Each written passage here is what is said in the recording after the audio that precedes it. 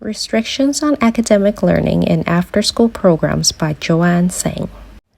On July 2021, a new law called the Double Reduction came out in China.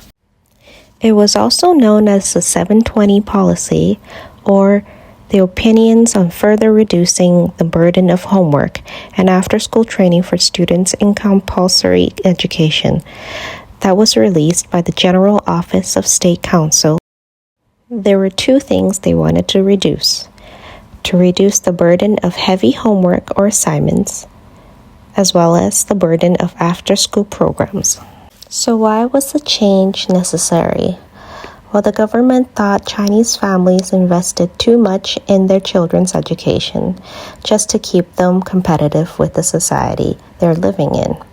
This, they found out, have caused a lot of excessive emotional and mental pressure on students as well as parents. Before the implementation of the new law, the government wanted to raise the birth rates and balance out the aging population by easing the one-child policy that was established in 2015. They wanted to encourage families to have 2 or more children and would support them with benefits financially and providing longer maternity leaves. How was this done? Well, the government has wiped out many training centers. They were required to control the duration of class time in remaining centers, and they had to put a lot of limitations on the content being taught. Training centers were also no longer allowed to advertise themselves. Schools are now asked to maintain good classroom order and to improve on their teaching quality. Evaluations and test scores are to be well managed and to control the amount of homework assigned to students. Schools should also avoid giving after-school tutor sessions.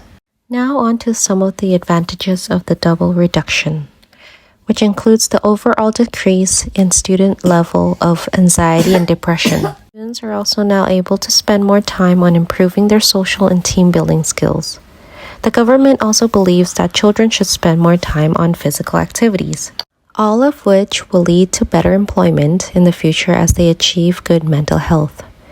Now, not only do students benefit from this, but so do Chinese parents, who are now less stressed and pressured. While there are benefits to the law, there are also downsides to it. For example, children are only allowed to learn a foreign language starting grade 3 and above. With this, we can also see how there's limitations with students who want to expand their knowledge in English or mathematics, especially for those who are interested in these two subjects, since they are mainly banning academic subject-based tutoring.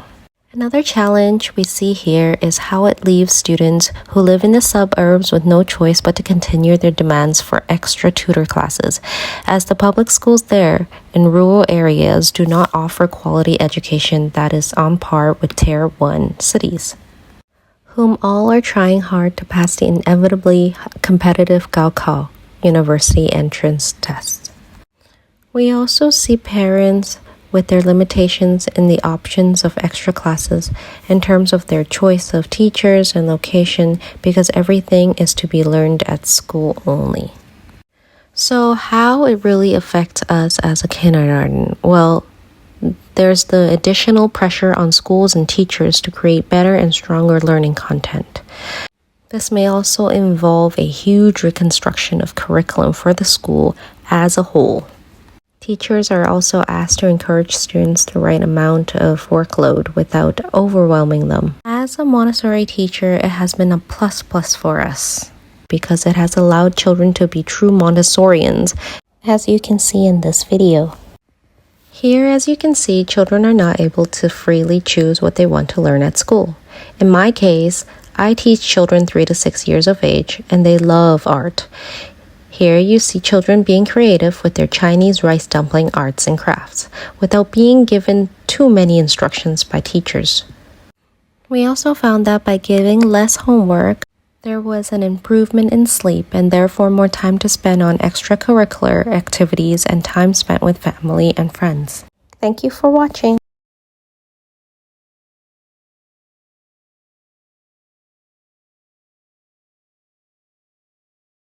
Thank you for watching.